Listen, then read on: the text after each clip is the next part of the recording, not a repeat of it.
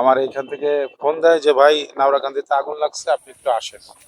আসসালামু আলাইকুম বন্ধুরা, আমরা চলে আসলাম আর এক অগ্নিকাণ্ডে পুড়ে ছারখার হয়ে যাওয়া বাড়ি।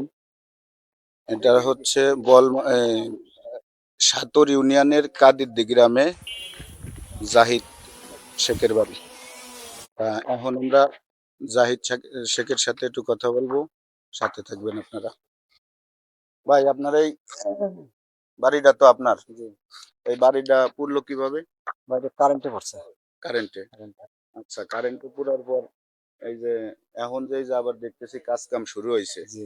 এই কাজ কাম কি আপনি করতেছেন না না, আমি নাকি? করতেছি না।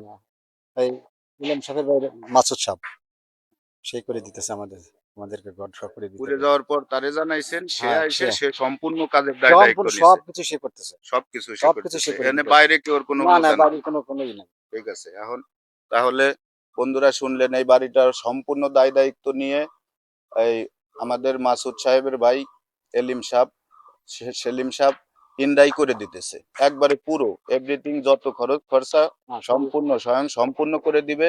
যার বাড়ি পুড়ছে তার মুখেই শুনলেন।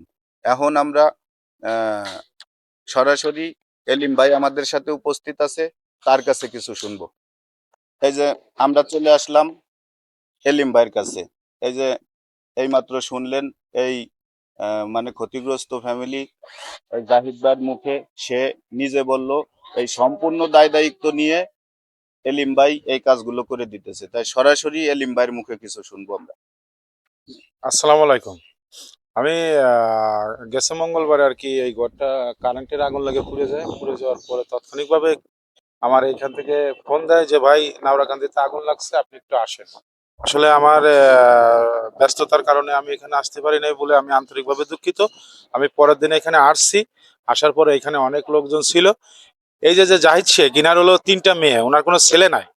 উনি খুবই অসুস্থ, প্যারালাইসিস হয়ে ঘরে পড়া। তা আমি আসার পরেই উনার ওয়াইফ আর উনি অনেক কান্নাকাটি করলো। কান্নাকাটি পরে আমার হৃদয় ছুঁয়ে গেছে।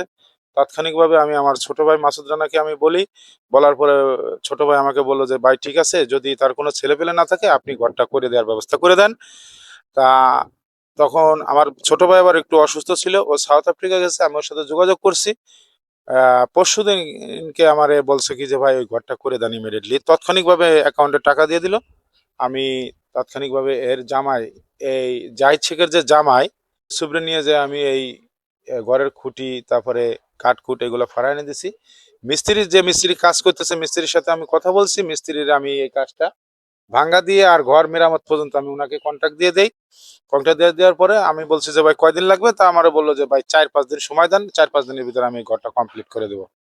এই বলে আমি আমার বক্তব্য শেষ করছি। আল্লাহ হাফেজ। জি, ধন্যবাদ। বন্ধুরা শুনলেন সব এলিম ভাইয়ের মুখে। এখন আমরা আপনাদের বলতে চাই যে আপনারা সবাই এই ভিডিওগুলো বেশি বেশি বেশি বেশি শেয়ার করে দিবেন, আর আমাদের সাথে থাকবেন যেন এরকম কাজ এত পরিমাণ শেয়ার করবেন, এই শেয়ারগুলো দেখে, এই জনপ্রিয়তা দেখে যেন এলিম ভাই আরো বেশি বেশি কাজ করতে পারে। সাথেই থাকবেন। ধন্যবাদ। আসসালামু আলাইকুম।